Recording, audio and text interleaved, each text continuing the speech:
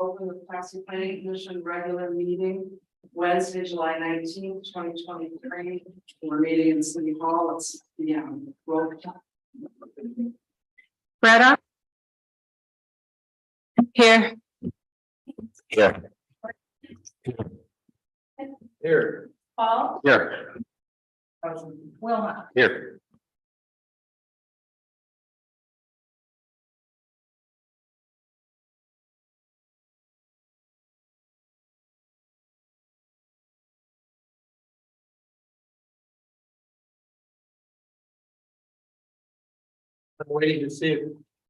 I'm waiting to see if Eagle Eye Cynthia picked up on this one typo.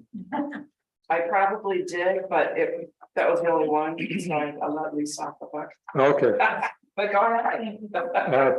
page 3, toward the bottom, item 5. And if the side needs enclosed dumpsters, I think it should be site, S-I-T-E. Oh, you know what? I didn't get that one. Oh, good, I found one that You Cynthia. got it. Well, that actually has something to do with meaning, so that's a good one. All right, well, I have a question. okay. Under the discussion of the PUD rezoning. I could be confusing this with recollections from other conversations and so forth, but I recollected that the city attorney weighed in on whether or not to proceed with the PUD based on his reading of the ordinance, and it was my recollection that the city attorney said it was a toss-up. It could go either way. That was the city council meeting. No, this is before the city council Okay, meeting. I don't think we've ever had a lawyer here.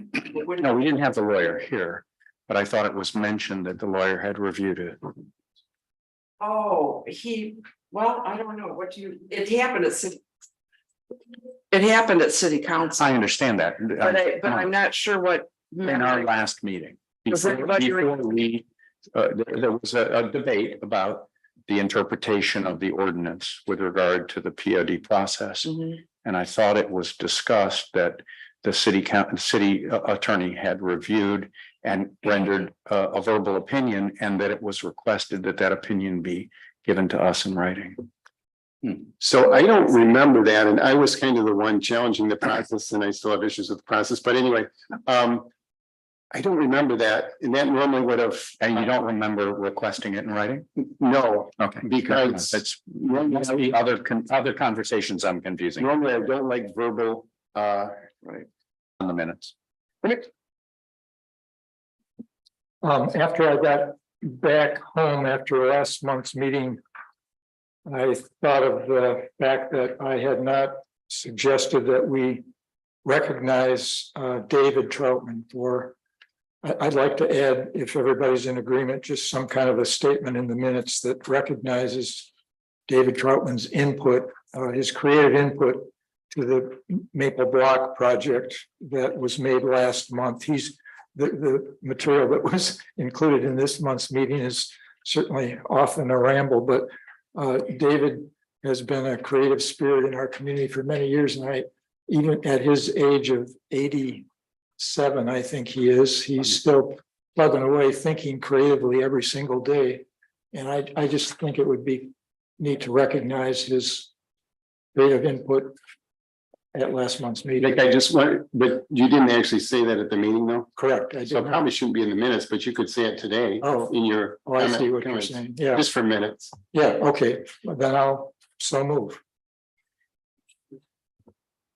Page 3 on the fourth paragraph there, Cynthia did comment that he had submitted those drawings. Yeah, Oh, I remember that. So that it is mentioned in there. okay, thank you. Yeah. So Rick, did you have a motion to approve? I will move to approve last month's minutes with those minor corrections. And I'll second. Okay, all in favor? Aye. Aye. All right. Moving on to old business, agenda item 3A and old business.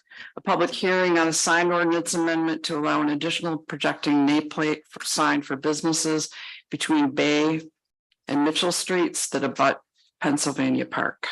Do you have any comment?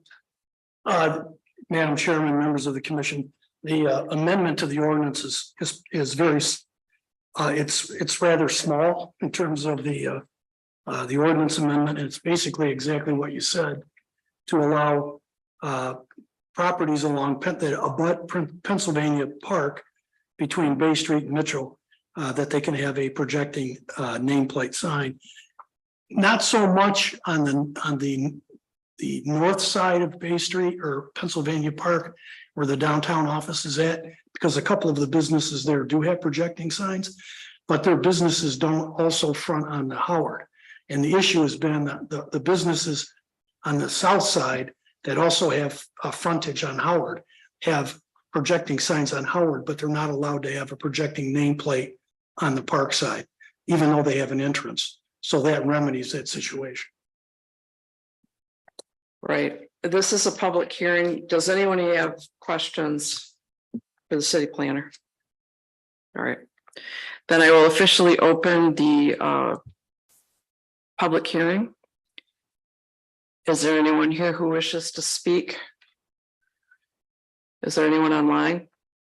Okay, I will close the public hearing and bring it back to the commission.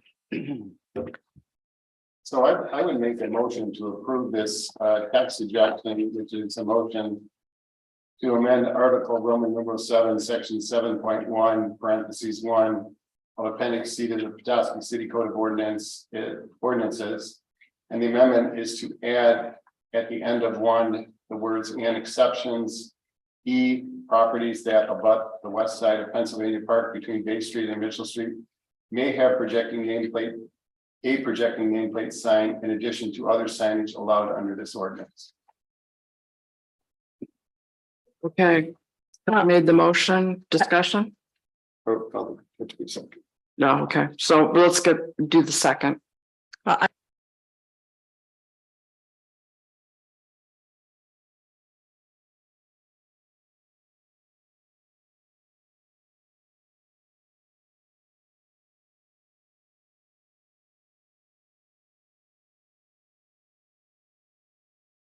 City planner.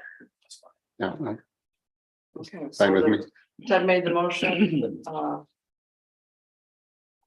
probably better.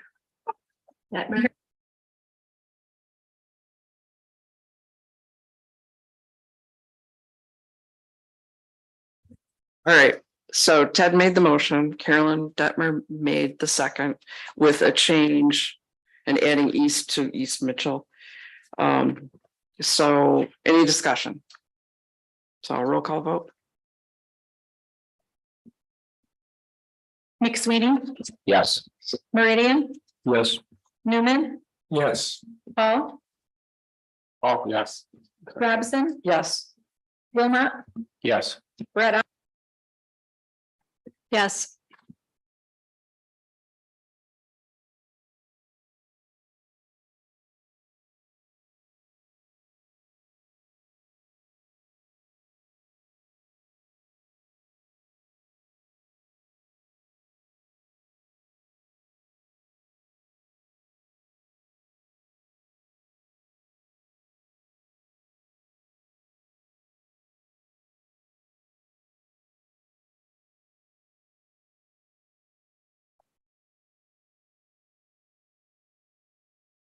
Thank you, Madam Chair. The applicant is requesting site plan approval for a parking lot that is located on the former site of Van's Business Machines and the Bob Inn Again properties. As part of their process, they went before the Zoning Board of Appeals several weeks ago to ask for a variance on parking relative to property number 1050. If you look on your site plan, your agenda memo, the property owner that currently owns 1050, which is the Kilwins Plaza. They also own 4 other pieces of property. They own the former ice cream store. They own the Talcott car dealership, the Kilwins Plaza, the Vans Business Machine, and number 5 is the Bob Inn. The variance request was specifically for 1050. They asked the planning commission for a variance on the number of parking that they could provide. Basically, it came down to the case was the property was bought prior to the revision to the parking code, which was done several years ago. So under the old code, when they bought the property, they had not occupied a portion of the building. It was bought with the intention that they were going to grow in as the business expanded.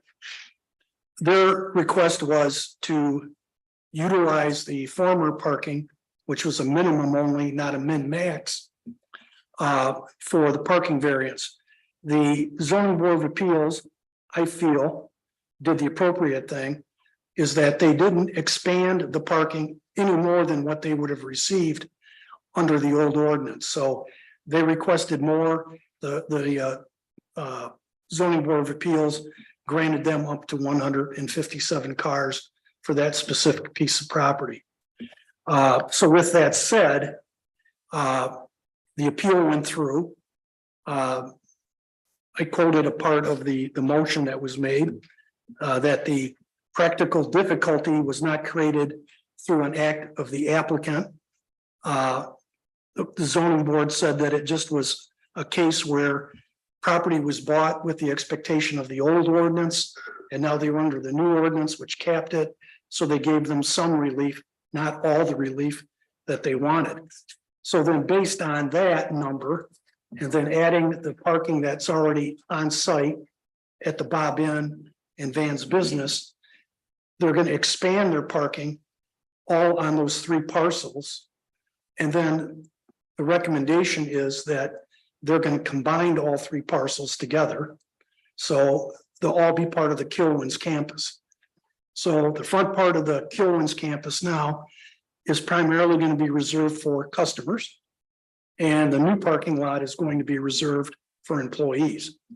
Currently, their employees are parking on parcel 2 on the map, which is the Talcott car dealership. Tolbert. So the idea is to consolidate all the parking on a couple of parcels, so it's not spread out through all of them. So that's the case summary. There are some questions that we had in the review. It's fairly straightforward, but we are recommending that if the planning commission approves it with conditions, that we put into the record that the parking shall not exceed 181 cars per their plan. So we are going to put a limitation on the amount of parking on the property. As part of my review, I was reviewing the drawings that were submitted to me by Benchmark, primarily because they had the engineer drawings and they also had the stormwater. Lisa had a copy of the full plan, which had the landscaping and lighting, which I did not. The 2 of us just didn't compare plans, but I still have concerns about the landscaping plan and the photometrics for the parking lot because they were not provided. So my conditions that in the staff report were that all of the 3 properties be combined, parking be capped at 181, that a landscaping plan and the lighting plan come back to the planning commission. I use the term city, but I use that in the generic sense that the planning commission is the city. That it comes back to the planning commission for a review. And there was no signage indicated on the plan. So if there's going to be signage, we need to see the sign plan as well. My recommendation to the planning commission is to approve the site plan with the conditions. So the applicant, I think they had mentioned to Lisa and I that they would want to start construction this year.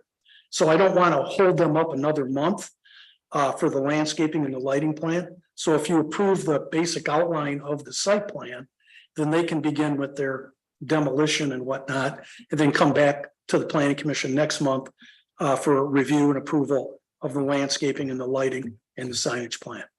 So that, There's a little bit of confusion in the numbers. okay, So, Ted, probably knows better than Well, I do. first off, it was just became apparent to me, seems to be a small typo, but or a mistake, the parking, minimum max per provisions based on the buildings, and uses was 132. correct. And the variance was for 27, not 49, as you told us, Correct. 27. It was the difference between the 159 and the 132. So yeah, 132 and 27 is 159 spaces, and it says on page 2 here, project background, that this amount added to the variance, which increases the parking up to 157, that should be 159, correct? Correct, 159. Right, so just that was the minor thing there. I have other questions later about the parking, but we just need You want to, to wait, you want to wait for that? yeah. All right, thank you. Thank you. Anybody would like to, speak? Yes, thank you. Hello, everyone. I'm Elaine Kaiser, and I'm here on behalf of Kilwins. And I would just like to give a little bit of background. Thank you, John, for your introduction as well. But they bought this property back in 2009, and at 55,000 square feet, it was going to be a great building for them to grow into. And like most new business owners or people who have new properties. And I'm here on behalf of Kilwins. And I would just like to give a little bit of background. Okay, that's me. Here I go. Sorry about that. How's that now? Okay, so we never imagined that we would be at this point right now, but as new building owners, most people are struggling when they're told that they have to put in 132 parking spaces. They think to themselves, they will never fill it. They will never actually reach that capacity. And in this case, we have reached it and beyond. So they have been parking on the Tallberg site. They then acquired the other properties to the east. And when we went to start looking at what do we need to do to actually build a proper parking lot for these employees, I was very surprised to find out that not only were we maxed out on how much parking we could have, but our parking allowances have been reduced by 42%. So if we had one parking space per 200 square feet of office space, we now have one space per 400 square feet. And so not only the growth within the company and our square footages have increased, but then our parking allowances went down. So our goal is to create a campus for Kilwins, leaving the Tallberg site untouched as it is, and creating a look for the existing the center lot. I think you have it labeled number 3, keeping the Cortez Flynn building, and then removing the Vans Business Machines and Bob and Again, to create that parking lot to look cohesive with the existing parking lot and provide good, safe parking with good lighting for the employees while opening up more parking space at the front of the building for thankfully all of the customers that embark upon there.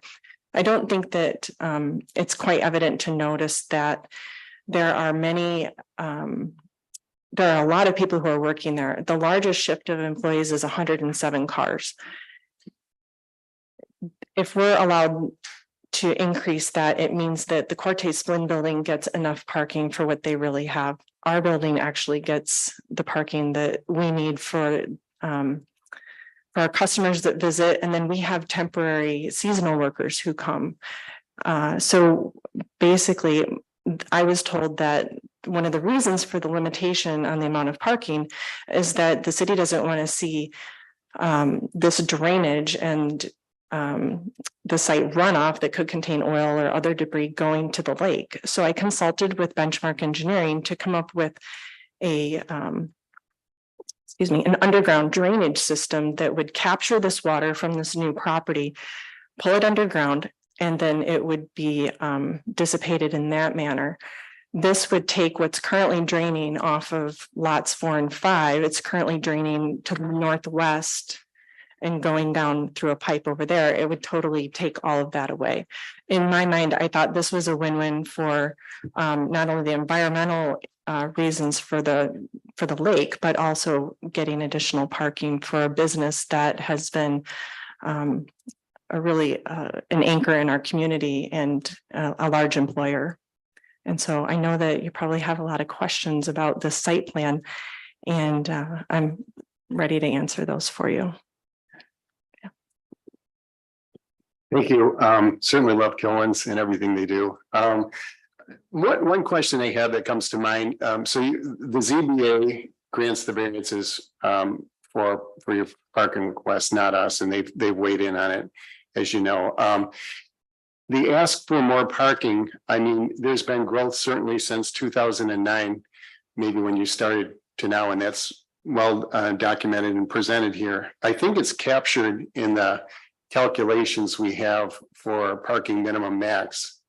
Yet you've pointed out they used to be more lenient. There used to be more parking allowed. That said, the number they came to was 132 parking spaces, I believe, for the calculations. And you've asked for more than that. This is just why you went to the ZBA. Can you give a little background on just in general, I know the ZBA made that decision, but what's different? The community struggles with not wanting to have excess parking, hard surfaces, runoffs part of the issue too. But is there something unique or different about this? I mean, I think we've captured the current expansion to get to the 132. Do you have any comments on that? Certainly, the current parking at 132 meets our needs of 107 people on the largest shift, leaving us with about 25 extra parking spaces. When we were asking for additional parking, my thought was not to come in with exactly what do we need right now in July of 2023, but what do we need for this facility to be in operation for the next 10 years? And if I walked in and said, I want this much parking, where am I going to be back here in front of you in 5 years? Mhm. I mean, that kind of landlocks them. Okay. And so I wanted to ask for everything I could possibly ask for, while at the same time understanding that there are only so many cars we can park on that additional lot. So the calculation was 132, and you asked for 181. And I, in case everyone wonders, I put a copy of what the ZBA had for a table, and that shows this. You asked for 181, which required a variance of 49 spaces to get to 181, is what I understand. Yes. And they said they were going to give you basically about half of that, 27. Well, what's not on the table is what they do with the western building on their main campus, the Sight and Sound building. So there's still the possibility to take down that building and expand our parking in that location.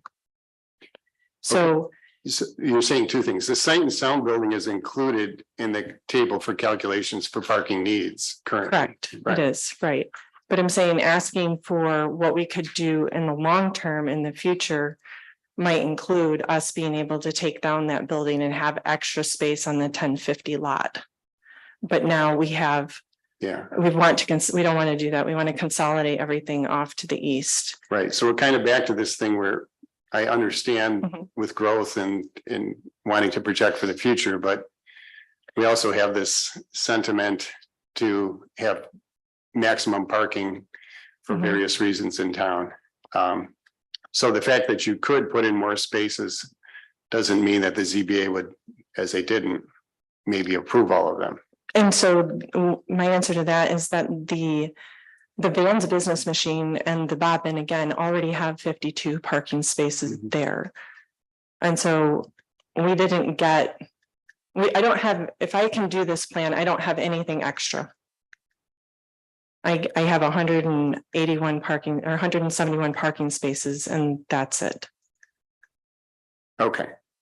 So, but again, to be clear, you asked for 181 with 49 variances and you got a variance for 27. Correct. So one of the problems, and as we discuss this, is the current proposal before me has, I believe, 181 parking spaces. Oh, I'm sorry. It does. Yeah, I'm adding 71. yeah. Sorry, Right. I misspoke there. So what I'm going to get to in our discussion, because we're kind of bound by the ZBA Mhm. making a decision. Kilwins came and presented that they wanted 181 parking spaces, 49 being a variance. The ZBA looked at it, looked at the 132 calculation, looked at the previous zoning requirements from 2009 code and gave them half that, gave them 27 to get up to 159. Yet before us tonight is a proposal for 181, which the ZBA said, no, we're not going to give you 49 extra, we're going to give you 27, and that would be 159. Mhm. So this is what's confusing to me, how you went to the ZBA, got approval for roughly half of what you asked for. The total was 181, was supposed to go down by my calculations closer to 159. We end up with a proposal before us for 181. It seems like the ZBA thought it wasn't 181. They said, no, we're not going to give you 49, we're going to give you 27. So they were not considering the existing parking spaces that we already had on the vans and the Bob in lot. They were just looking at the main parcel number 3. And I think maybe John can kind of assist with this question because I don't know how to help you out with that. That's exactly what happened, was the variance was for the 1050, which is the Kilwins Plaza. So they looked at the Kilwins Plaza only and said, under the current ordinance, you're allowed 132. Under the old ordinance, you would have been allowed 157. You bought the building with the understanding that you had the opportunity to grow into it. So the ZBA basically said that the impairment was, or the hardship, was not caused by the applicant, it was caused by the changing of the zoning code.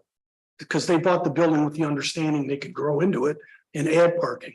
So the zoning board said, okay, we're gonna take a look at just that parcel and that parcel under the old code.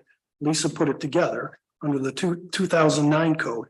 They were entitled to 159. They did not account for the 52 that are on the other 2 sites because the variance was specifically looking at the Kilwins Plaza. So if you take 159 and add 52 to it, you're well over 200 in terms of what they're allowed. That's why I wanted to put a cap of 181. So when they built out this site plan along with the other lot, we've got 181 stalls that could realistically be included on that site unless they start tearing down other parcels. So what's not clear is these are all going to be combined into one site. Yes. One That's address, 1050 Bayview. what our recommendation is. Right. Is that So- we end up combining those 2 properties. In the parking calculation of 132 takes into account every use on that site. It doesn't take into account the Bob Inn. It's not here. Whatever the other building that was coming down. Vans, business machines. Yeah, vans. Those are not, but everything that's left is used in the parking calculation for 132, not just Kilwins. So in the end, I have one site. It's gotten a little bigger and I've got a use, commercial retail calculations, 132. I've got people who went before the ZBA and said, we like 181, 49 variances. ZBA said, no, we'll give you 27. It's not 181. And I got back here 181 before me on what's going to be one site. I don't understand how you get to, The variance did not include the other 2 properties. The variance was in the application that was presented in the motion that was made by the ZBA was specifically for parcel 400-009. So they get 157 through the ZBA. The Bob In and Vans currently has 52. So that's a total of 209. So you're telling me 159. when the ZBA did this, you believe that the ZBA thought they were gonna build a deck? Because you can't currently put more parking spaces there. I'm not, I'm only telling you what the ZBA approved in their motion. Okay, Their motion was specifically for 400-009. They approved a variance of 27, increasing it to 159. I'll just have to tell you that I have in my hands the presentation in ZBA. It's the same map that we have now. It's the same number of spaces and it shows both lots. Clearly, the ZBA knew that they were going to use the existing Killen's lot and not change it and make changes next door. They clearly knew they were asking for a variance of 49. You gave them 27. I mean, it's right here. It's not, No, Yeah. that's the plan that. it's not like they didn't know what they were talking about. That's true. But when they made the motion specifically because Lisa's calculations for 159 versus the 132 were for the Killen's Plaza only. They weren't she did not include the parking that was allowed for the Bob In or the parking that would have been allowed for the business machines. If we would have added those in, it would have exceeded the 181. Okay, I mean, that's the ZBA did not consider as part of their decision making the number of parking stalls that were already in place for the Bob In and the Right, because they're going away and the parking lot's going to be reconfigured, correct? That's correct. Right, But it's a new site. but the parking is still there. I mean, if you really wanted to. If you wanted to look at the whole thing in entirety, then there would have been extra lines down here for how many parking spaces the Bob In was entitled to, even though it's not in use, what the use is in the Vans machine. But we can't talk about the Bob In because they're tearing it down. We can't use it for a calculation. Well, you're sure you can, because they already had entitled parking. Well, You can't just discount the parking because the buildings are vacant. The Bob In and Vans business machines were already entitled. They already had parking entitled to that parcel. Just because they want to tear the buildings down doesn't mean that the parking evaporates. It's got to be accounted. no, if they're not changing it, if they were changing nothing, ripping buildings and putting, I guess, grass in the whole dirt and grass, but if they're making a new site, Well, it's a piece of land. It's like Maple Block. It's a new piece of land. the other part of this, the ZBA did not get into it, nor did we get into it with them. If you took what they're currently allowed under the current ordinance, which is 132, and you add the 52 spaces to it, they're entitled to 184, and they're proposing 181. So even under the old code, they could still build. Even with the old code, they could still build. They came to the ZBA asking for greater relief, like Elaine said, in the Right. event that they want to build some additional parking that's not contemplated in this site plan. And the ZBA said, no, we're just going to give you what you would have been entitled in 2009, and that's the 159. It's 159, but we don't have 159, we have 181, and they presented 181 to the ZBA. And the ZBA said, no, they presented 181 to the ZBA. They said we need 49 variants to get to 181. The ZBA said, no, we'll give you 27. I mean, how can you? It's the same drawing we have now, and they said, no, we'll give you less. But I have the same number. Madam Chair, Madam Chairwoman. As fascinating as this debate is, the question that I have is, what is the square footage of the campus that is the basis for the new parking requirements, the new parking request? Does it include the courthouse insurance building, and does it include sight and sound? And if so, what's the total square footage, and what is the min and max parking that would be allowable under the new ordinance? Under the new ordinance for Killen's, Cortez Insurance, and Sight and Sound, under the current ordinance, it's 132. Under the current ordinance, it would be Right. 132 spaces for the combined property. It's on here. Yeah, for what's currently on that campus. And what would, for the additional acquired property that includes the Bob Inn and the Vans Business Machine, what would the additional parking be added to the campus? They currently have on site, which has been field verified, 52. And if you tear down the buildings, presumably it would be larger than that. Well, the square footage would be larger. square It's footage. 52 on that property now. But we have to base it on the square footage of the buildings, not necessarily the additional space that they've acquired, correct? Yes, correct. So does that bring us back to 132? Well, as I had mentioned, even without the variance, the 132 plus the 52, they exceeds the 181. Well, it does, except that if you combine the campuses, we have to base it on the square footage of the existing remaining buildings on the campus, don't we? Well, but that's the issue here, is that we're not giving the property owner the credit for the parking that's already on site. That's not how.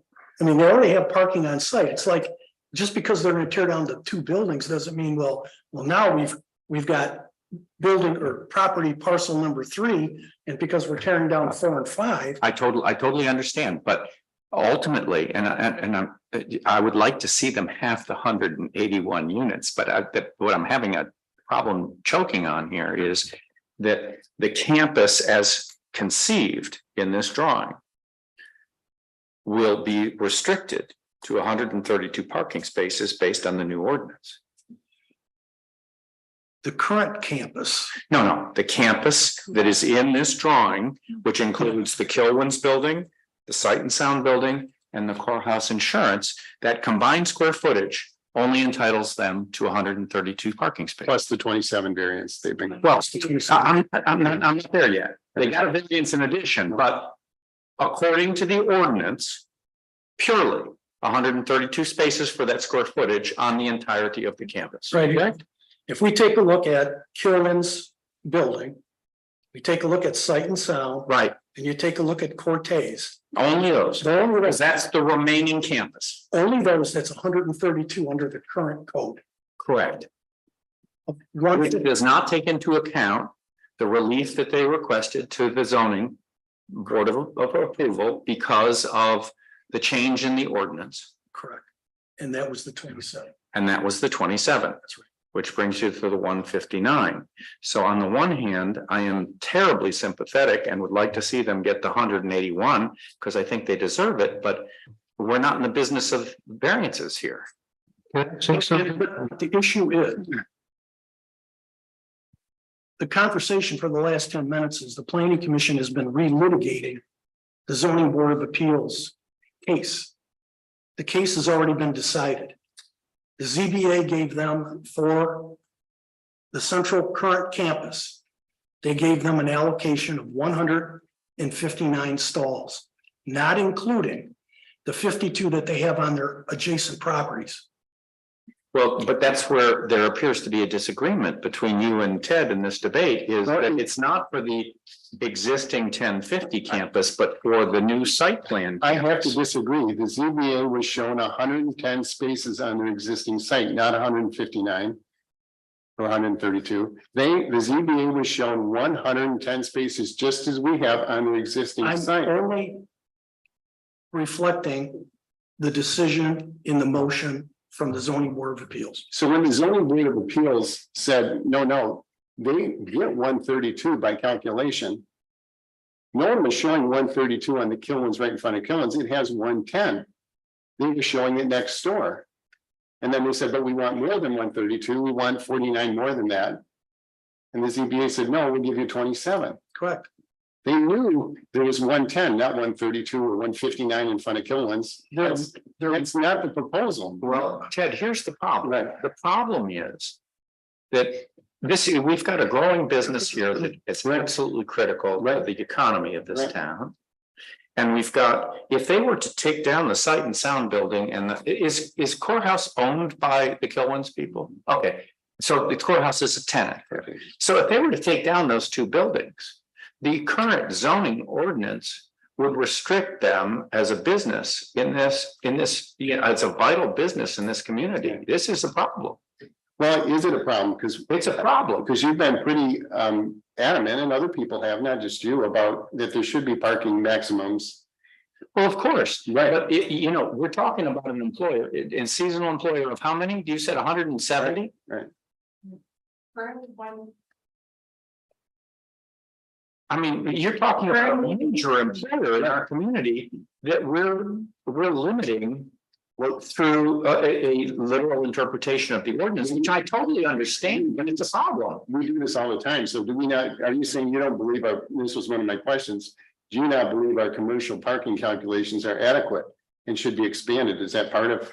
In this case, I have to question it, especially since Lane has gone to the time and the trouble to do a more advanced water management, stormwater management system than is absolutely required by the ordinance. I mean, we've got a major employer who's going out of their way, but we, you know, I see we're handcuffed, but it's a problem. No, the stormwater was required by the ordinance.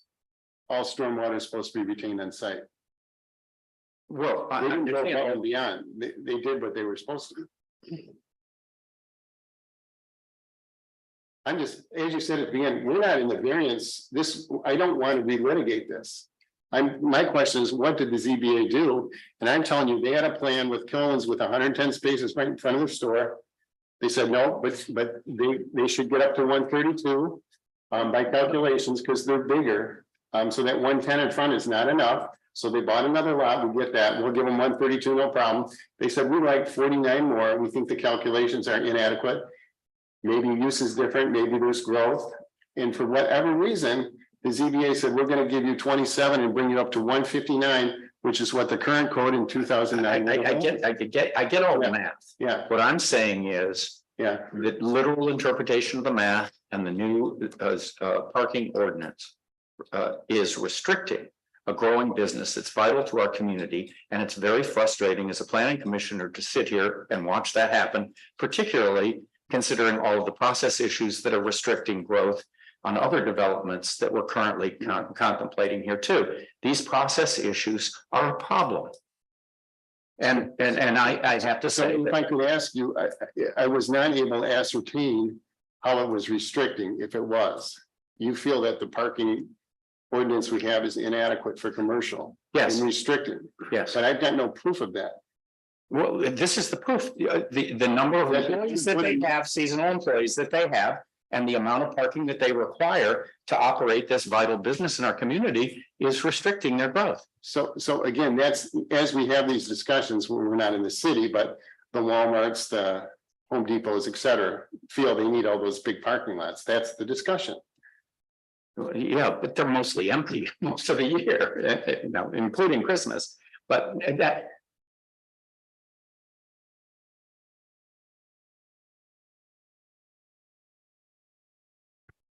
Yeah, it seems like the question is related to the buildings. The Bobbin and the Vans building. It sounds like John is saying they're grandfathered in a certain number of parking spots. Is that correct? When they're individual lots. Yeah, so if they are already allowed, then those, because you guys aren't including that as part of the. I believe grandfathered may be the wrong word, because they tear down the buildings and they offer to us a new revised campus site plan. And the parking ordinance restricts us to going with, You're saying that, but is that actually in fact true? well, I have to ask the. That's what this seems to be centering on. Did you ask? Yeah, Rich, we don't have the ability to add things to the ordinance we'd like where they're now. We simply take the language. For parking purposes, there's tables and ways to calculate it. There's not, I understand that. grandfathering, there's not. I have one quick question. So parcels 4 and 5 were Vans and the Bob Inn. I'm still wrapping my mind around this. With a building taken off that site and that parcel combined, that 52, is it 52 spots they currently have are no longer Does that go away? If it's one site now? You have to calculate based on the square footage of the remaining You've got building. one say, you've got, I keep pushing it and it keeps going off. We need a new system. Or am I thinking about that completely incorrectly? No, If the buildings are there, they have 52. If they're gone, they have. yeah, what John is saying is, no, the 52, if the buildings go away. For those lots, it stays at the 52, just a minute, Ted. Okay. The thing is, if we combine the lots and it becomes all one big Kilwins. Mhm. Then we're back to the calculation of. This square footage. And so for that, if you combine them, then you're talking about one lot. So how do those 52 spaces stay? How do you justify them staying? They weren't accounted for in the initial application when the ZBA reviewed the entire program. In fact, Lisa and I didn't even bring the 52 up. Everybody was focused on the Kilwins campus. And part of the reason is, if you look on the site, is all of this parking that's over here, this is all Kilwins parking. So there is a need for consolidating all of the parking that's currently spread over 4 properties into 3. That's what their proposal is. I just don't want, I don't feel it's correct, or I don't feel it's right that if somebody already has 52 spaces, that all of a sudden they vanish because they're consolidating the lots together. I think they need to be accounted for in the overall parking equation. Okay, Matt? Well, and then I think that happens then if we don't allow this, is it incentivizes Kilwins to leave these buildings intact. Yeah. And they become blighted and more run down and more of an eyesore. And I think that's a problem. I would just say, I don't want to belabor this. I think everyone understands what I'm saying. Everyone can vote how they wish. The points I want to make is the ZBA had the numbers that the 132, the 181 total, the 49 variances to get to 181. They said no. They had this map right before them that we had with both sites and all the sites. And the parking on the site next door. They were looking at this map of Kilwin's site and the site next door with 71 proposed spaces, just what we have now. So to say that they didn't consider that, What I'm saying, this is in the packet. what I'm saying, Commissioner. Yeah. Is that during that entire deliberation, the 52 spaces for vans and the bob end were never considered as part of the overall plan. I didn't bring it up. So is it unadvised? Excuse me, if you make a presentation to the ZBA and you want parking kept, you darn well better present it. That's why I didn't present it. Now I'm going to tell the planning commission, there's 52 other ones we didn't talk about. And the fact that this parking clearly supposes that the 132 or the 159 are not going to be in front of Kilwins because there's only 110 there. They see it next door. It's just not. Well, if the issue, Ted, is that you're under the impression that ZBA had a different understanding That's my concern. than the planner Right. understands, then perhaps it should be taken back to the ZBA for clarification as opposed to us trying to litigate it. That's my only thing. We don't litigate that. The ZBA does. The bottom line is let's clear the dust and let it settle. If we didn't even have a zoning board of appeals case, they're entitled to 132 spaces under the current code on lot 400-009. If you add the 52 that they have over at the other 2 parcels with the 132, they would be entitled to 184. So even without the variance, they can achieve what they want to do on the site plan. Except for the fact if they tear down the buildings, then you're assuming that those 52 spots or 59 spots are grandfathered after they tear down the building, whereas the zoning ordinance suggests that they're only entitled to what the actual square footage of what they possess. And that is where I have to think about it from another perspective. Right. If I owned those two parcels that have 52 cars, and I'm going to tear them down, and then all of a sudden, the municipality is going to say, well, the 52 cars, now they don't exist because you tore the buildings down. That, I understand what you're saying, Yeah. and I sympathize with what you're saying. The question is, does it meet the new ordinance as written? It's not a matter of our feeling about it. It's a matter of, I think what Ted is trying to say is, Well- does it meet the new ordinance? then the other option would be, and I think that the other option would be that they don't combine the properties. They tear down the two houses or the two stores, and they build a separate parking lot on that site. Bingo, done. So John, and that makes sense. So in that case, how much parking can they? What can you do? Can you just build a parking lot? Yeah, What's the limit on spaces? it would be, to me, Special in zoning. that case would be based on the dimensional requirements of the property. Just like when the city builds a parking lot.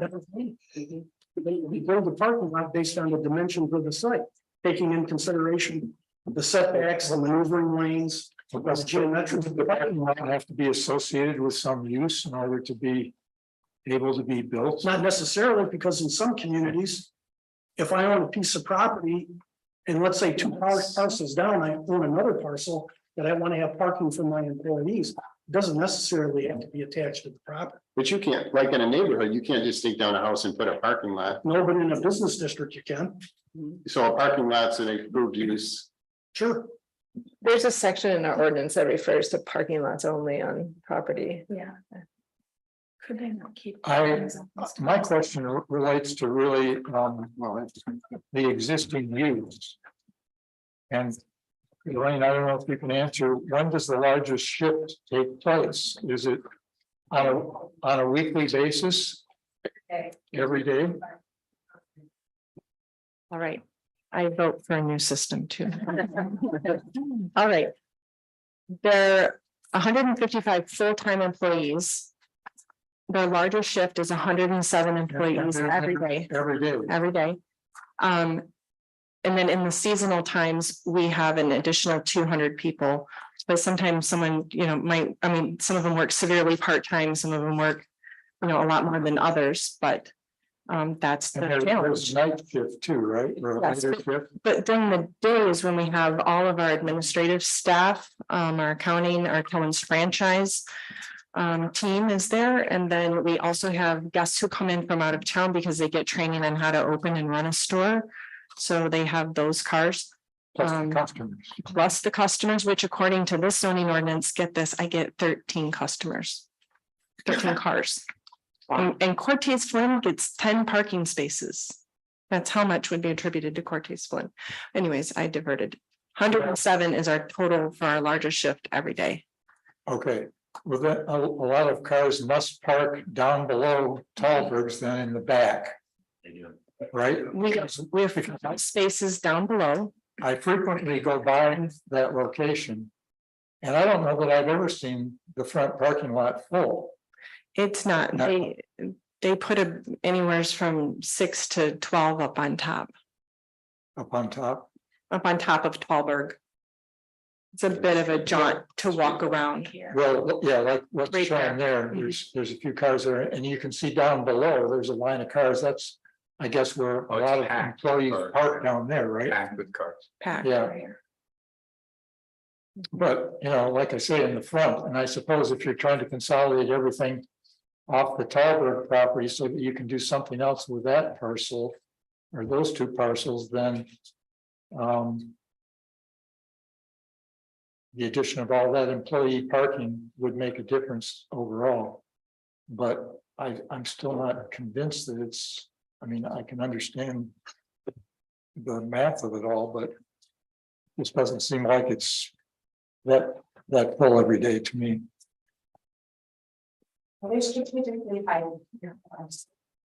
I would rather see a nice landscaped, well-developed parking lot than two empty buildings that are not being taken care of. Not that they're not being taken care of now, but you know, if they're never gonna be leased and if the land is needed by Killen's, not by some tenant, then they would never be used likely. And so they probably would decline in appearance. Okay, thanks for the info. So if we were to have the parcel 2 and 3 become stay a separate parcel, maybe combine the two of them.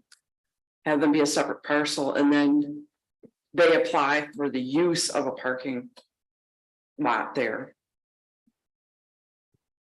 Does that work? What, I think your numbers were wrong, For 4 and 5. 4 and 5, I Oh, think. 4 and 5. Yeah, oh, you're right, 3, 4, and 5. Yes, 4 and 5. So if we kept those separate, that could be another entity. I don't know how that works. I mean, can Kilwins Corporation own the parking but have it be separate so that we can allow them a parking lot with the numbers that they I think what we were trying to get at was that in order to make this kind of a consolidated campus, that they would combine everything into one property, but if that's gonna be a sticking point with the planning commission, then they develop the parking lot separately where 4 and 5's at and not combine it with the lot. You can do Does it. that impact taxes? You know, are there any repercussions for doing it that way? My understanding is that the applicant, the property owner, they lease the parking, they lease the building and the parking lots to the Kilwins Corporation. Okay, So they would just, instead of having one lease, they would have two. So John, if 4 and 5 were handled in that manner. They wanted to tear down the buildings and let's say redo the parking, the whole thing, the whole parking thing there, but not combine them. Would that come before the planning commission then? That's what's before you now. well, No, like, yes, if it's a parking, for some reason with parking lots, we do a site plan. Yeah.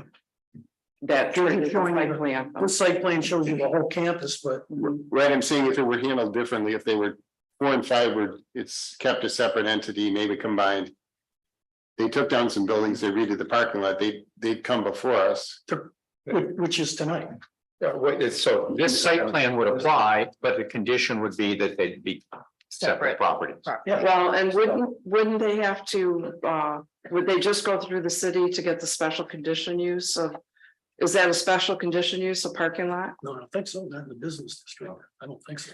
No, it's So I haven't had time to study it, I don't, so there's no limitations on how much parking they could put there then, It would, other again, than setbacks. it'd be setbacks, landscaping requirements, all that stuff gets factored in. And then, you know, you really have two drawings. The first drawing you have is the large one that shows the old campus. There was another drawing in the packet that was just the parking lot that was designed by Benchmark. Mhm. Yeah. Okay, and that's really what we're discussing, is this parking lot that was designed by Benchmark. Right. So, which, if you tear the buildings down, they go from 52 to 71 parking spaces, and that includes the underground storage for the stormwater. So that would give them, in addition to the 132 on. What's the number? On 3, well, that would give them an additional 71, so they'd have a total of 200. No, they have 110 currently on site 3, I see, okay, but they were, 132 was the calculation for all the uses. For all the use. okay. Well, So that 110 on, so 110 plus 71 would be 181. so if the 159 would apply to parcel 3. So I don't know if you can squeeze 159 parking spaces in that current space. You have 110 there now. And that's for the future growth concern. I know, but what I'm saying is the one. If the 159 is moved, you have 110. you would be allowed 132. Or the ZBA gave you another 27, which puts that at 159. So can you put 159 where the 110 are now? Could you put 159 parking spaces? There is. There is some spaces on, there's some parts of the parking lot that don't have any spaces on them. And then there is always the option that we might not keep the Sight and Sound building. Oh, right, that you could Okay. add it. Yeah. So I would say if we chose to keep the property separate, then the 159 parking spaces would apply to only parcel 3. So they would have the ability to expand 159 spaces, even if they tore down the building. Well, that's a very good question, because if they tear down the building, it seems to me they have to go back to the ZBA and ask for another variance for the additional parking they would put where that building was. Okay, If they exceed the 159. Right, exactly. If they exceed them. right, but if they tore it down, they'd still be in tight, so they don't have that square footage anymore, but they were given permission For for 159. 159 when that building existed. Yes. Yes. Then they'd still be allowed all those parking spaces, okay. Technically, we would only lose 13 parking spaces. So take 115, because the Sight and Sound building only gets 13 parking spaces. But when you tear it down, you'd have additional space for more For parking. more part. Right, Yeah. so So if you tore down the building, you have a variance for 159 minus And 13, and, be 146 okay. from 110. Correct. Oh, okay, I do see what you're This saying, is now gone. Yeah. right, okay. So in that case, they would be, what number did you just give me? 146? So they could, if they tore a building down, they could still manage to get 146 spots of the 159 they're allowed for only parcel 3. Yes. So then we take parcel 4 and 5, it's separate. It becomes a parking lot of the official use of parking With lot. 71 spots. Well, I don't know what determines how much you're allowed there. That's what's on this. That's what's on the site. What's it said on it? Okay, You're still questioning what's allowed. I haven't read that, but. right, so I guess my question would be to the applicant is. So if we did this so that we're not second guessing and relitigating the CBA, but being able to move on. Would it be acceptable to keep the parcels separate? Create a standalone parking lot that we know will get used by Kilwins. And you would, and I guess you'd be allowed to do 71 spaces. I don't know what the rules would be if you could have more. I don't know. So we would be 100% in favor of that. Okay, And we would very much work with John and Lisa regarding any other things that might be required for a special parking lot okay, site plan. So, Because you've got your own entrance, yes, just be a matter of walking across. exactly. Right. okay. So my question to the planner is, are we able to take any action on what's in front of us tonight, or does it have to be reconfigured in this manner? No, you have the site plan in front of you from Benchmark. That is just for Okay. the parcels 45. Right. So you represent the applicant, you would say that you would apply for that, but you would not change the current design. Correct. And I would ask, the motion could be pending the joining of lots 4 and 5 would be part of the application's motion. Separate. Correct. Yeah. Separate from 3. Okay. All right. Does anyone have objections to doing it this way? Okay, John, do you have any? No, I have no objection. Okay, very good. I have a comment. My only comment is this wasn't what was presented, and as much as I like to look at things ahead of time, to look at regulations on building a standalone parking property. I have no reason. I don't have any reason from my knowledge to know that it's a problem, but I honestly don't know enough about it. So my only question is, as a standalone entity, 4 and 5. To say this is all good and we're gonna do this. I haven't read the ordinance or anything about that or had a presentation like that. All these discussions were gauged with regard to 132 spaces based on square footage and uses, so. I mean, there's just the setbacks. I don't know. I haven't read it, I forgot to bring my zoning ordinance tonight. so Lisa, do you know? Oh, good for you. I don't know where the hell it is. You know where it is? It's a P1 vehicular parking district. I have it up on the screen here. yeah, if you Okay. could you briefly just show us? Yep.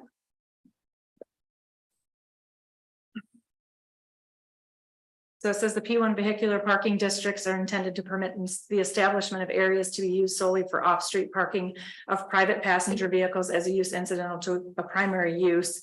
The district will generally be provided by petition or request to serve a use district which had developed without adequate off-street parking facilities. The following regulations shall apply.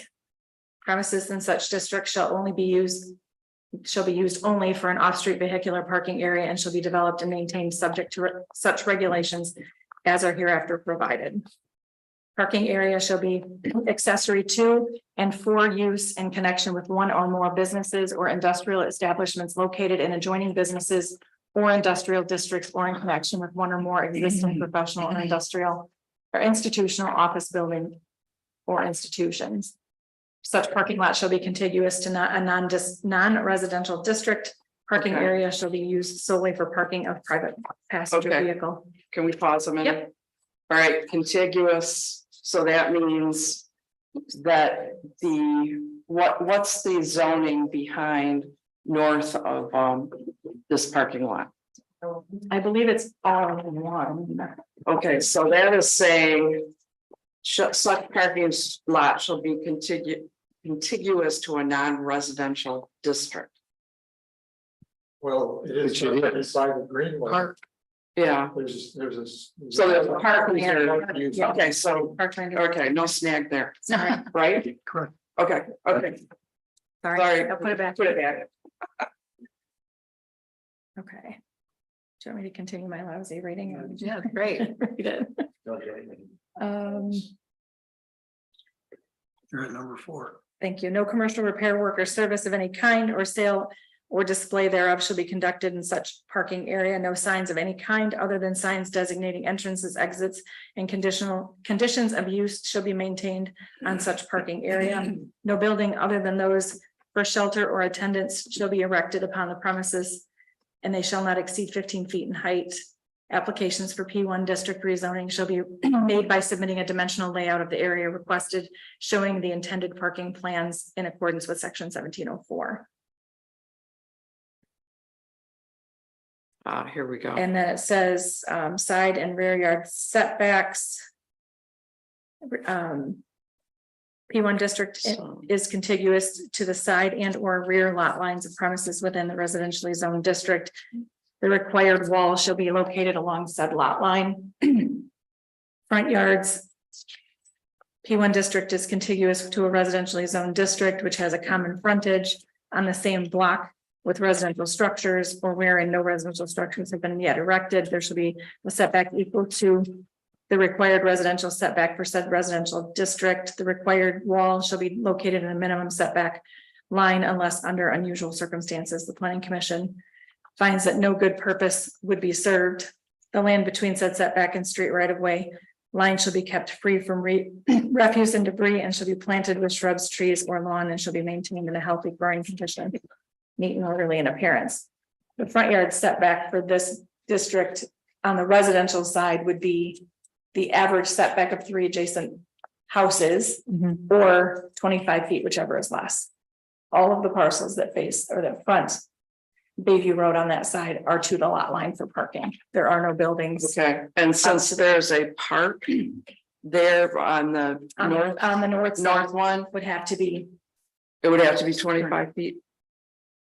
Would, it has to be has to about a residential. to side require and side and rear is where it's saying that a wall shall be located along said lot line. Okay, All right, And then section 1708 under required walls Okay. would give that information.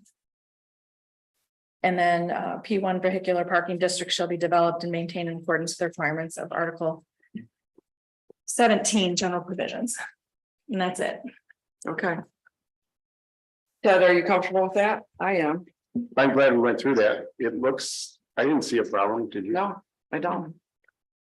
The only thing I want to note is on our zoning map, it doesn't show park on the wheelway behind the building. So, I don't know. so what is that land? On benchmark survey, it just says abandoned railroad, normally 80 feet wide. And Well, I would think that needs to be updated. Because that isn't that a linear park? it shows the linear park across the street where ideally. That's. They may not have indicated on their drawing. That's. Say that. By the city. Rick, can you say that again? Isn't that section of the railway owned by the city? Yes. Yes. Yeah.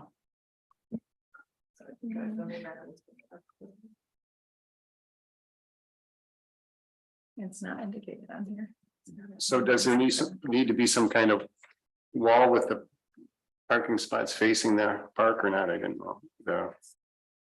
It technically doesn't abut up to a residential property because of the wheelway. Right, And the residential property that is there on Bell Street or Bella Street below it is down below the wheel. right. And there's a pretty significant vegetation screen that's Yeah. exists now. Mhm. And, maybe all that needs to be done really is to include as part of the conditions for the landscape plan, it's to be submitted to show some amount of landscaping along the north property line, not necessarily to make a screen, but just to create a pleasant character. Would be my suggestion. I don't think we want a wall there. Right. That would not serve a proper purpose. All right, so now that we've I don't, changed, I have a question about the site plan as well, the benchmark. It shows, I guess this is a revised access driveway from the one that currently exists, is that correct, to 131? They're consolidating two into one. Well, yeah, my question is, since this is a dedicated parking lot, is that additional access to 131 really required over the access at the stoplight? And has the highway department or anybody weighed in on this in terms of, I know we have two existing driveways to 131 there. But in terms of the revised site plan, is it wise to just block this off and have the access exclusively at the stoplight in lieu of? But if it's staying its own parcel, I would think that. Yeah. Standalone. Well, there's kind of a pinch point there in the corner between the court house building and the Killen's building. Yes. And to reroute 71 cars. That's true too, but Would be. to not have a light there is gonna make a left-hand turn out of that parking lot pretty tricky. A lot of employees will learn really quickly if they don't go that way. Yeah. Certain times. Okay. I had a question that I said to John, asked John, that how about not having a left turn lane there, only a right in, right out, however that you say that. And then if somebody wants to make a left turn, they can go around and use the light. I imagine there'd have to be some signage that explains. I think the times of the day would determine that, Right, and that's why it's- Yeah. In the summer, you're not gonna, Right. so I don't know. I kind of hate to see the left because there's a light so close by, it's not inconvenient to get there. On the other hand, people just have to have common sense. I walk through there at night a lot in the evening after it's dark, even often in the summer, and there are employees, Killen's employees that are still there. There might be 12 to 18 cars that are on parcel 3 still. And at that time of the day, you can just walk across the street. You hardly even have to look. So, they could easily pull out of Okay, that and make a left turn at that time of the day. So the planning commission is in agreement, we'll keep the left hand, all right. I did have another question about the future connection to the other property, I can't think what they're called, PMP. PMP. And it was answered that that was a sidewalk.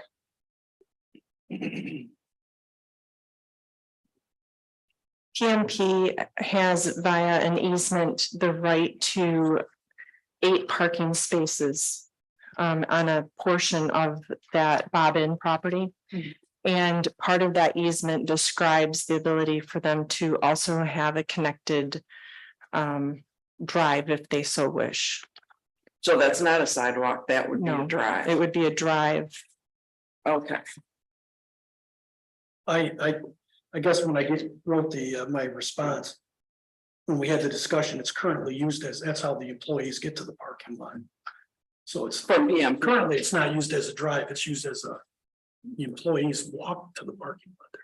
Well, it doesn't really look like it's adequate to be a drive right now. No, It's, I don't know that they would ever put in the drive. I just showed it on there because it was part of the easement. That if it had to be installed because they wished for it, then that's where it would go. There's only maybe 9 years left on this easement. I can't remember the exact number of years, but then it will expire.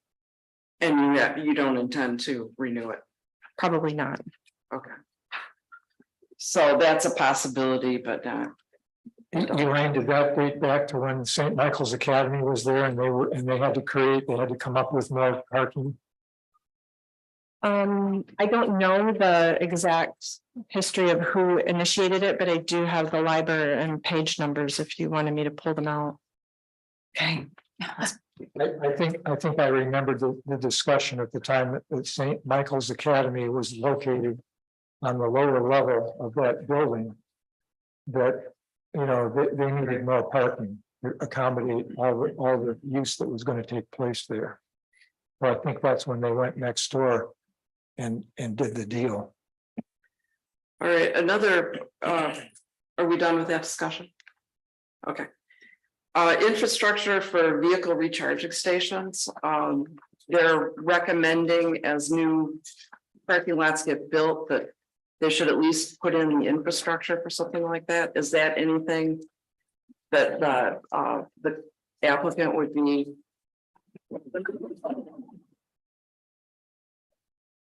I think that if they were going to do that, it would be something that we would do closer to the building where we have 3-phase power coming in.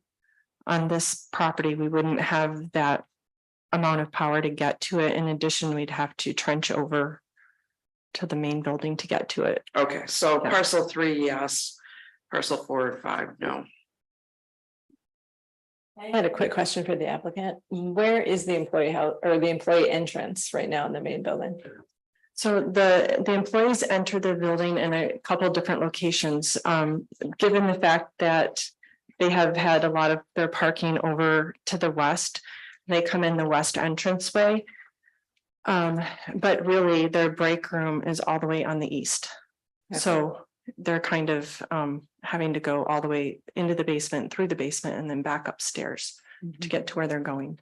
So are you going to be providing new employee entrances on the east side of this additional parking? They're already there, Oh, okay, the doors. gotcha. Yeah. Perfect. And then I had a quick question not related to these sites, but the Tallberg site, is there any future plans for that? They would love to have future plans for it if their parking was not there. So it's just parking. It is parking. And It's talk all about about the the Tallberg. parking. If I can follow up on that, it's my understanding that in discussion, the Talbot property is owned by some trustees, former owners maybe of Kilwins, but it's not actually the current Kilwins Corporation. That's correct. So it's not the same thing. Oh, gotcha. Yes. They would love to develop it, and I've come up with a couple of different development plans for them. And as I've said before, I'm not at liberty to talk about them, but just to know that parking's not the best use for that site.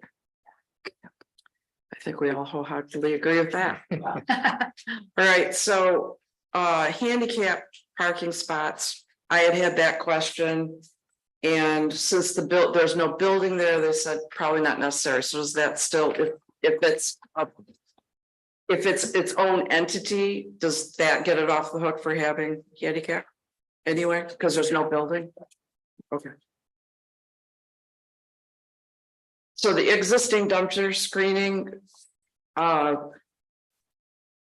it made mention in your notes that there's a existing dumpster to have new wood privacy. Is that actually on the parcel 3? It's in back That's right. below. Mhm. The one in back down below.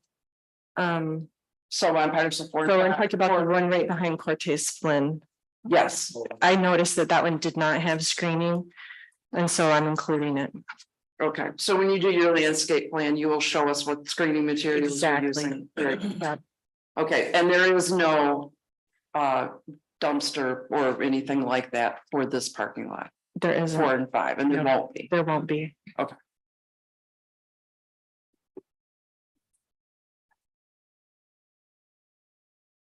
So we do want the landscaping plan to be spelled out, and we'd like that to come back to us for final approval. Lighting also, or? And lighting, yeah. So what has been in our agenda memo? It was recommended, and I want feedback from the commission. So if you look on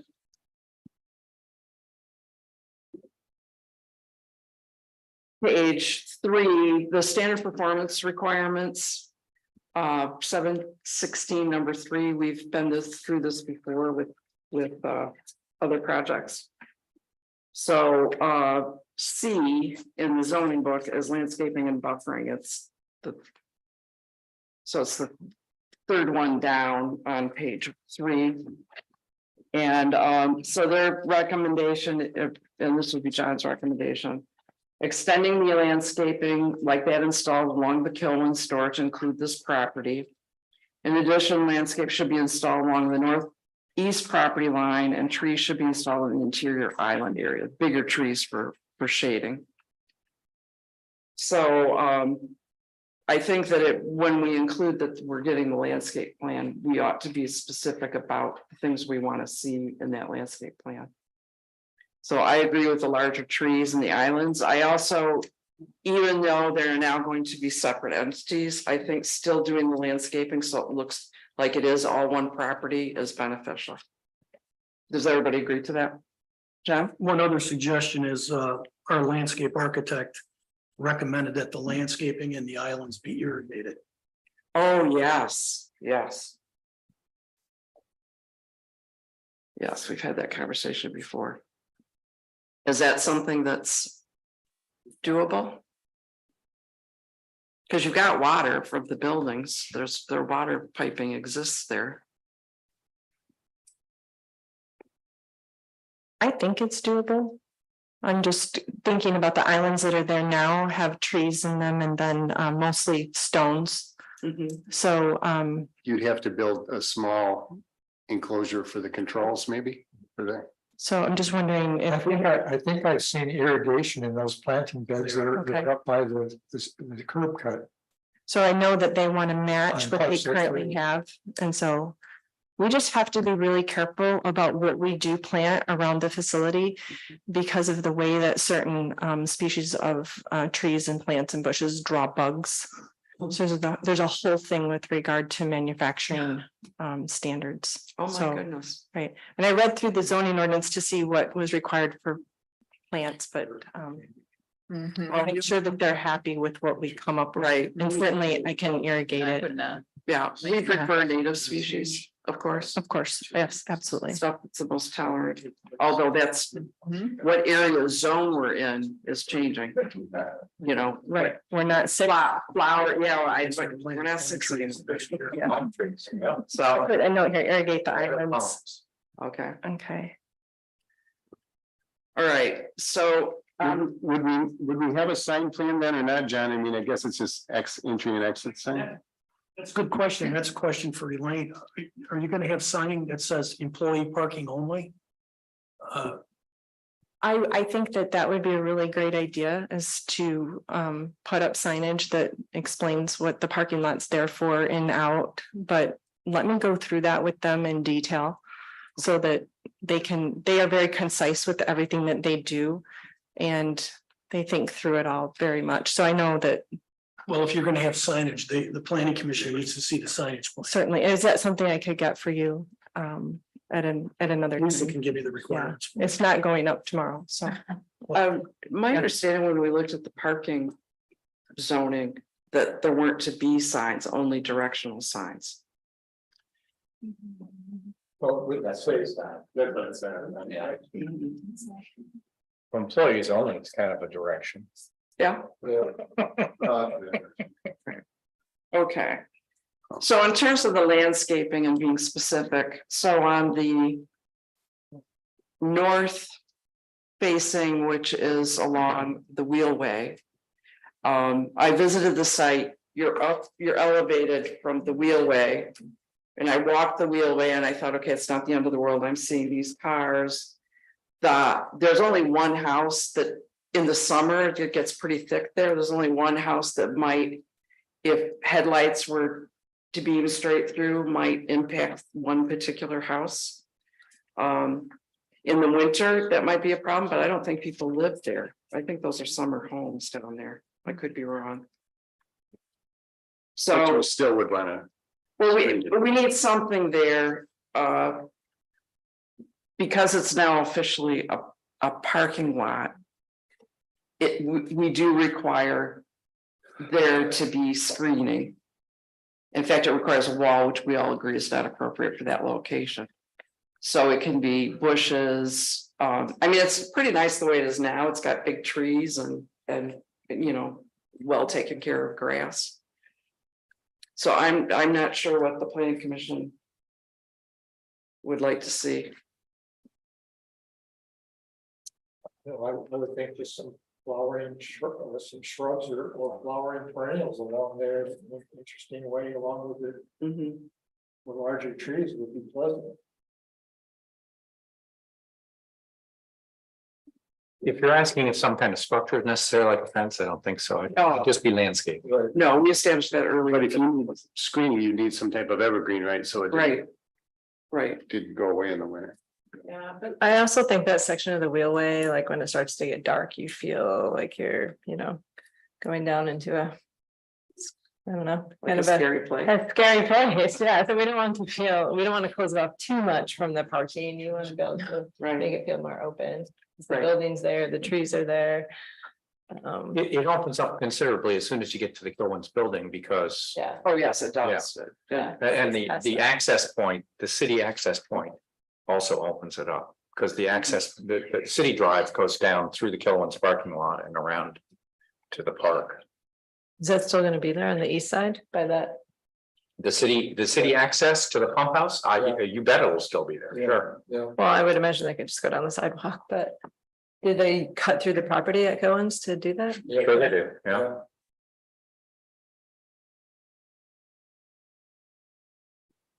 All right. I think what I'd like to do is quickly go through the standards. Follow routine. Are there any other questions or discussion we want to have before we do that? Okay. So standard performance requirements 1716, number 3, A through K. A is building and accessory structures that will not be applicable. We talked about the ingress and egress. So are there any other comments about how you where the placement of the drive is? We're all set with that, okay. And the MDOT permit will be required. Hey Cynthia, I have one question for the planner. If we're calling it a separate parking lot, the P1 district or whatever, can it be combined so you can drive from one site to the other site? Or would it have to be a separate parking lot? They can't be a combined parking lot. I didn't really see that in the ordinance list. Said that it could. You can connect. You can connect, okay, Yeah. okay. All right. So the landscaping and buffering, we just talked about doing the north. And then having larger trees, shade trees in the islands. And then the landscaping being similar to what they have on parcel 3. Is there anything else? Irrigated. And irrigated, yeah.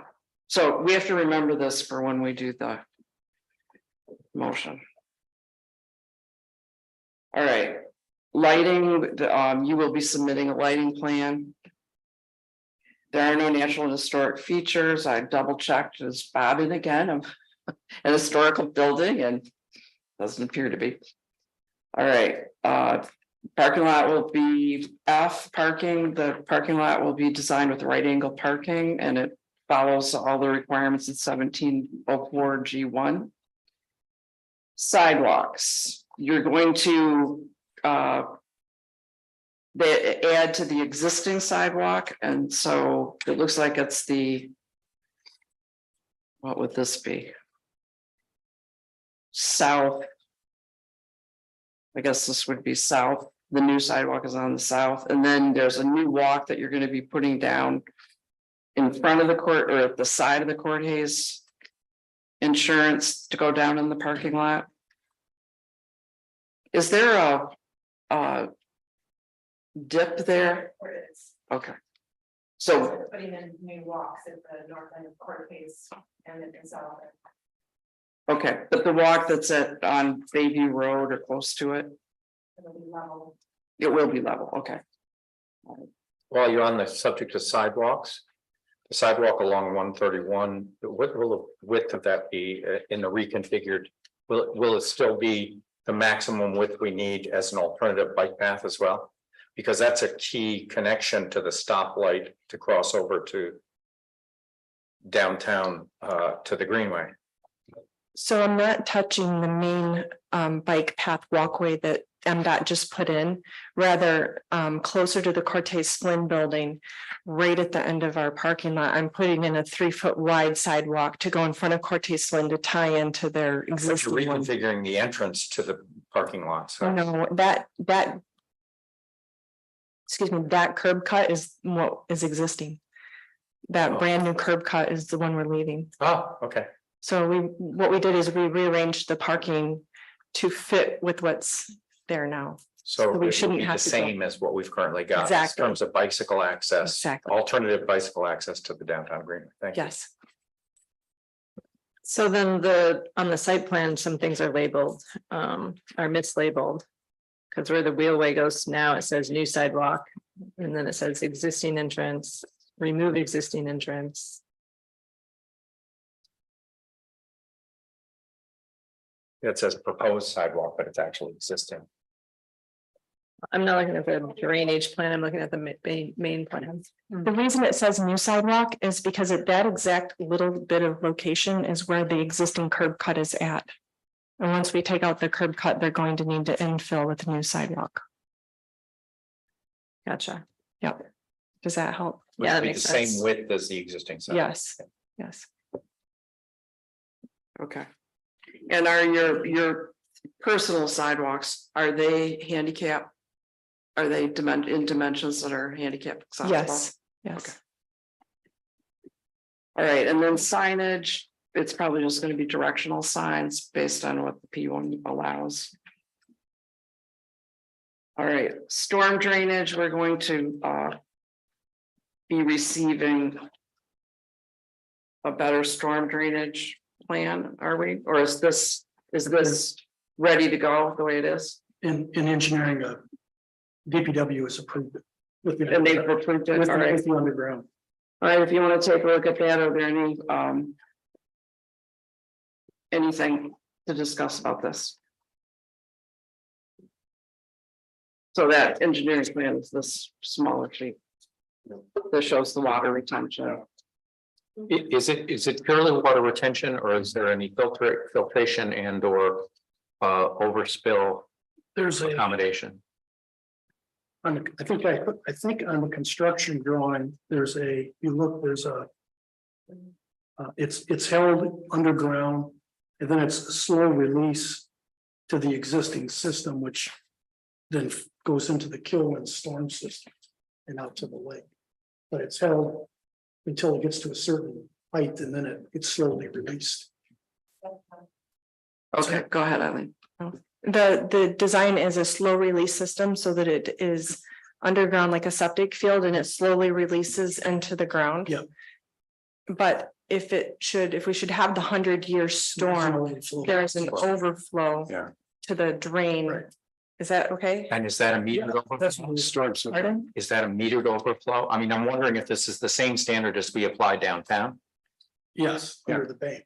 because that's a metered overflow and a charcoal filter system as well. This system here is a percolated system that has a overflow, 4-inch overflow pipe that would go into the existing storm if the baffles under the ground actually fill up. This was designed for a 50-year storm. So if you have like a 100-year storm, they're gonna fill up and then they're gonna have an overflow. Right, and in the bank's case, the overflow is metered and they pay the city for any overflow. Well, goes into a private system. I see. Looks like it's a 10-inch. Well. 10-inch for the catch basin. Jason had mentioned that their system, the pipe that goes out, I think he said it was 4-inch. But it may go, it may as it goes through the system, but Jason reviewed it and approved it. The first one had dissipation ponds in it. And the city wasn't in favor of that. They had asked for the underground system and it was redesigned accordingly. Any other discussion about this? So,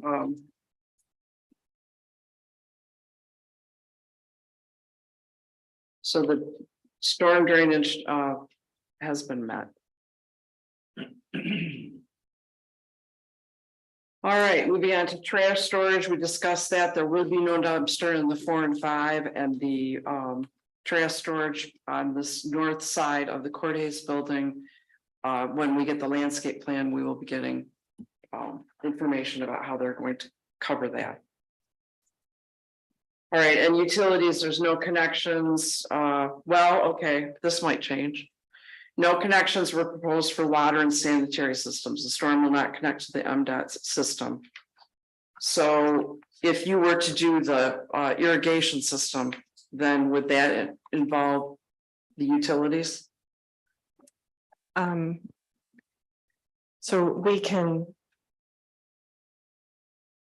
most likely pull that off of Cortez Flynn building.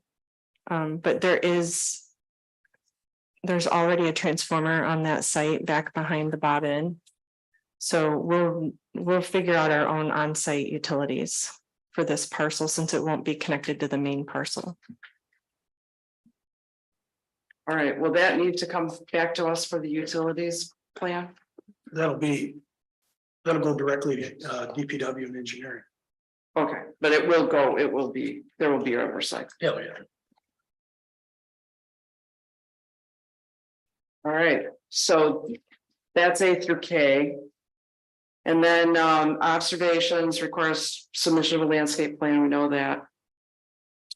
So the parking lot lighting, at this point, although this is the official lighting, I see 2 lights in the islands and then there's 1 light on the north where the 9 spaces are, there's a light. Are you aware of that? Yes. Yes, there's already an existing light fixture at the north end, but I think I was also adding some downlight wall packs on the back side of Cortez.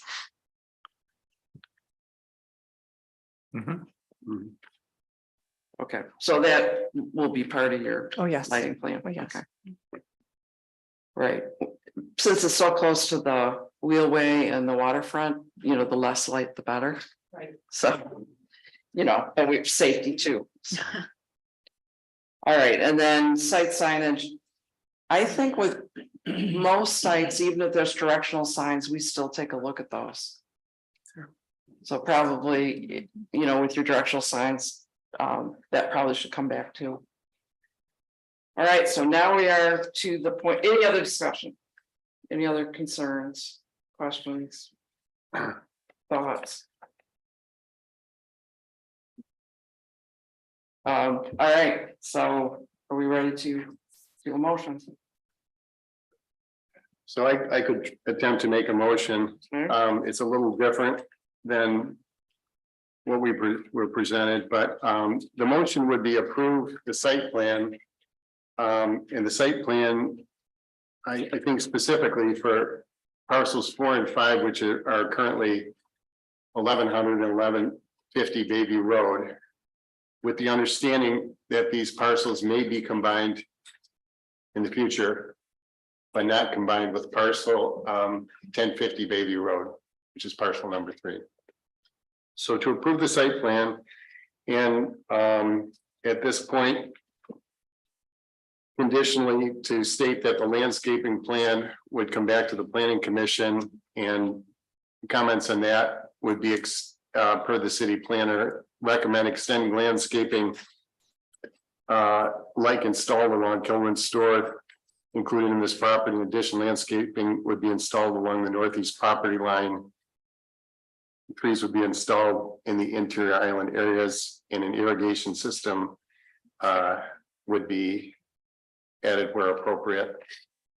That a lighting plan would also be submitted to the planning commission, and a sign plan would be submitted to the planning commission. The utilities would be reviewed by the Department of Public Works. That's what I had. Okay. So, Is that adequate for? Yeah, pretty comprehensive. all right, we have a motion from Chad. I support. Okay, Rick gives the second. Any other discussion? Roll call vote, Paul, Yes. Robson, yes. Wilmot, Yes. Braddock, Yes. Detmer, Yes. McSweeney, Yes. Meridian. Yes. Yes. Okay, mission accomplished. Good conversation. Pardon me? It's a great conversation. Not sure. Thank you all so much. Thank you. Thank you. I can't bring chocolate to meetings like this, but I would have if I could. Oh, yeah, I thought of that. I said, oh, no, we can't do that. You don't have to go look and- No. All right. So. That was something. All right, moving on. Oh, this is the opportunity for public comment on things that were not at the meeting. Does anyone like to come forward for a public comment? There is no one, so we'll move back to the planning commission. And the next item is commissioner comments. All right, moving on, updates. That's you, John. It's me. We have a rental inspection committee meeting on Thursday at 1:30 here at City Hall for those on the committee. At the next PC meeting, I'm going to present a broad recommendation for an area for housing quality assessment. I want to run it by the PC first before we actually embark on that, so I'll have a report on the housing quality at your next meeting. And I don't know, Lisa, we have anything else cooking? I think there's a presentation. You probably following city council, you know that council put in a moratorium on short-term rentals. And they're in the process of getting a special meeting together to start reviewing the ordinance on their end. So that's the status on that. Tip of the Mid Watershed Council, stormwater management presentation For August meeting, for the August meeting. So they'll be coming here. they'll be coming here. And then CIP, I believe might be coming before then. Who were you saying? VIP? CIP. Capital Improvement Plan, Yes, yes. But I'm looking at Shane to verify. I know, Yes. on that topic, we did talk about this at city council. Staff has been working on the, let's see, 2024 through 2029 CIP. As I mentioned early on last year about a combined planning commission, city council. Kind of CIP presentation where you can hear directly from department heads and kind of run through the CIP. So everybody's hearing the same information, good Q&A. So I asked city council for a few dates coming up and they have selected Tuesday, August 8th or Wednesday, August 9th as potential special meeting dates and wanted to see if we could get a good group of planning commission members engaged on one of those days, potentially. Like at 6 o'clock or? 6 o'clock, What yeah. was that first day? Tuesday, August 8th or Wednesday, August 9th. I have a meeting on August 8th at 6:30. And obviously, it's not gonna likely work for everybody, but Either date's fine with me. Either date's fine for me. I think either's okay with me. I'm fine. Yeah, either. So you prefer Wednesday? If it's possible, I'll make other arrangements for the other meeting Okay, if I have to. all right, thank you so much. We'll get back with you. I didn't want to be redundant with questions prior to the updates, but I'm curious to know. We got notification that the code enforcement information would be presented to city council and then the city council minutes. But can it also be added to this little sheet here for our understanding as you gather it? If I get it from him, I mean, I can certainly request that. he Well, give if it he's, to me. if he's providing it to city council, the meeting before ours, it would be an easy It is, add here, just so we can keep track of what's going on, because it sounds like it's an interesting accumulation of things. Perhaps you could give us a quick rundown on what. Yeah, I don't have it in front of me and I actually have hard copies I was gonna pass out and it's down on my desk, but so as you can probably imagine, this time of year, our biggest issue is grass and weeds over our height limit, so we're doing a lot with that. So how aggressive are you being with that? I know it's always a difficult. Yeah, I mean, a lot of what we do is complaint based. Probably 60% of the complaints that we receive are complaints from neighbors or folks that pass by. And then 40%, because we do a fair amount of driving around all the wards as well. So it's not just we're not like the Maytag repairman waiting for a phone call. We're actually driving around the city looking for issues as well. So it's a combination of things. A lot of cases, if you're not irrigating, it's just a lot of I don't know the term for the weed that, the large stalked weed that grows, is it buckhorn or I don't know what the term is for it, but we get a lot of those. But if it's over the height limit and it kind of predominates the lawn, then we try to follow up with that. Trying to think off just memory what the second thing is. We do a lot of illegally placed signs like in the right of way, whether it's rummage sales, real estate signage, even though they do a pretty good job of that now. But a fair amount of that. Yeah, I can't remember what I guess our top three issues are other than those two right now, but we can certainly add that. Yeah. I think miscellaneous was number. Yeah, we gotta do a better job of that. The miscellaneous bucket kind of captured a lot of things and the feedback we got was, can you kind of try to separate some of that out? And a lot of them are one-offs, but we can do better about maybe grouping them into, more specific categories instead of just dropping them in the miscellaneous bucket. So, but I think we've had, I'm gonna say about 160 violations that we've addressed over the last 2 months. So I think out of those 160, we only have 8 open cases right now. So we're doing a fairly good job of closing them as Warning citations? mostly going and issuing, either putting a sticker on something or talking directly to a property owner. And property owners have been very responsive and getting their properties, and which is really all we want is compliance. We're not trying to be heavy-handed. This is not a revenue generator for us. We just want compliance. Like if you're a property owner, taking care of your property and you live next door to someone that's not doing that, that's very frustrating. And we hear some of that, and we want folks just to get compliance. We're not looking for manicured lawns, just get your weeds addressed if that's the issue. And so that's what we're trying to work with people, and sometimes the carrot works well, and sometimes you have to, get the hammer out and be a little more direct with people, but trying to use the carrot as much as possible. My only other question in follow-up was the sign committee status and where we are on revision of the sign code, which we identified a year ago at this time as a pressing and priority issue. We met Tuesday. And there was a request for allowing. What do you call those nameplate signs? What do they call that? Oh, a sandwich board. Sandwich board is what we were. There were two. Well, there were two separate. We did an amendment, right? Projecting name. Thank you, projecting nameplates. Oh, that's what we approved tonight. Yes. Oh, yeah.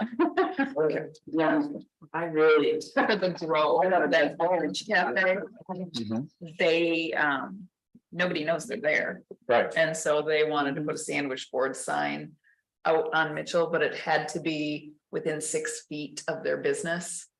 And so we were trying to find a way to make that work for them and didn't have a. What business was that? It's called the Grove. It's a coffee shop. Penny Save used to be there. That is private property. Oh. So they are able to put it out near the sidewalk. It's not in the Great. public right of way. Great. It had a happy ending. Yeah, but the question that I was really addressing was the changes that we needed to address with regard to different uses of signs, yard Right. signs and banners and so forth. Right. Yes. Well, we hadn't had a, not to interrupt, but we hadn't had a meeting since November 2022 Yeah, until yesterday. right. So we have not made much progress. Right, and that was going to be on the agenda, but then we had a disruption. And now that John's on board, the sign committee. We have tried to address signage that goes in front yards. And try to address it in a way that allows for enough political signs, but not too many. I happened to sit in on 2 of your meetings before the last planner. And Oh, okay. I was hoping that he was gonna have to deal with that. Right. Well, we did something and we brought it here and then it went to city council. And I think they objected. Maybe it was Rose that objected here. As I recall, the previous planner had reported to us that he had been in consult with the city attorney. And that the city attorney said that the way that the sign usage was written in the current ordinance was actually not enforceable. Right. And this to me is a matter of some great concern. Yeah. And one of the reasons why I think this should be a priority issue Mhm. to get straightened out. And if there's anything that I can do to assist the sign committee in addressing this, or staff in addressing this, I think it's something we need to do before it becomes a political football. Right. Who's on the sign committee? Bethany Braddock, myself, and Ben Slocum he's from downtown. Business owner. Okay. So there's the 3 of us. Is that the committee that would draft the new code? Correct. Well, if not drafted, at least presented to the planning commission. Well, I'd like to use the same format that we're doing with STR and Yeah. short-term rental. We have a small group that's Mhm. doing the heavy lifting, and then when it's done, then we present it to the PC as a group. But again, according to the previous report, the city attorney had weighed in. And so a review with the city attorney in terms of the reality of that report, because we don't know how accurate it might have been. I think would be a good starting point. With that, No, I'll research. Yep. And see if I can find any. Right, it's a big assignment because it's its own freestanding ordinance. So, You bet. yep. Was the intent of the committee to revamp the entire sign code or just the? It needs to be, the intent was an interim fix for the yard signs. And that didn't get passed, and I can't remember if it ended here. I think it ended here. Yeah, and then it was supposed to go back to us, but COVID, a whole lot of things just disrupted At everything. least they had indicated that she'll look up where it ended, Mhm. and then we'll take it up from there with the committee. But it went beyond just the number of yard signs into the size of yard signs as well. Right. Mhm. But I think, John, there was a general feeling that a lot of that ordinance needs review. The whole thing. Right. Well, That's what we were reported. That's what we were told. Yeah. yes. But we don't know that. What we do is clean things up, because of course you're not allowed to, you can't have to read the sign to dictate where it can be and how long and all that. So you can't do it in terms of real estate signs, political signs. So it has to be very generic, Content neutral. because yes, content neutral, thank you. So in our ordinance hasn't been updated. We were trying to do that, particularly with the political signs, Okay, by just referring to those yard signs, allowing them on properties that are for sale with no limits. And then other things, trying to have a window where you could do it. But it's a touchy subject. And the only other comment that I had was just a reminder, Rick, did you want to say anything about Mr. Troutman and his? And his submissions for the record? No, I think we got covered. I think. It was in there too. We just. Yep. Yeah, You just wanted it acknowledged. right. Any other? All right, at 7:57 PM, I call this meeting adjourned.